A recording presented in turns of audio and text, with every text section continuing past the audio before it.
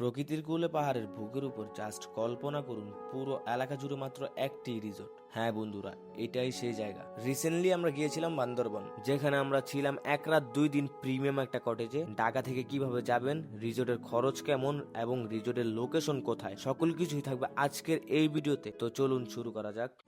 যদি বাসে আসতে চান, বাংলাদেশের যে কোনো প্রান্ত থেকে কক্সবাজারগামী যে কোনো বাসে করে চলে আসতে হবে চকরিয়া, অথবা ট্রেনে আসতে চাইলে ঢাকা থেকে প্রথমে চট্টগ্রাম রেল স্টেশন থেকে সিএনজিতে করে নতুন ব্রিজ থেকে চকরিয়া। তো সেক্ষেত্রে খরচ পড়তে পারে 580 টাকা থেকে 900 টাকা পর্যন্ত।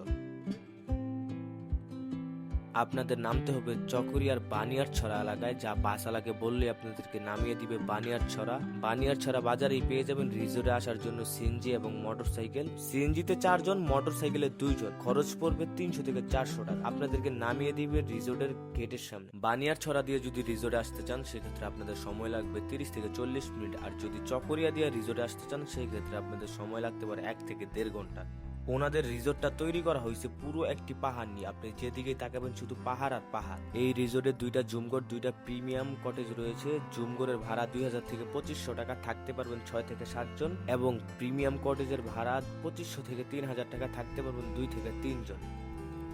রিসোর্ট থেকে পেয়ে যাবেন খাবারের প্যাকেজ, 3 বেলা 750 টাকা, ব্রেকফাস্ট, লাঞ্চ এবং ডিনার।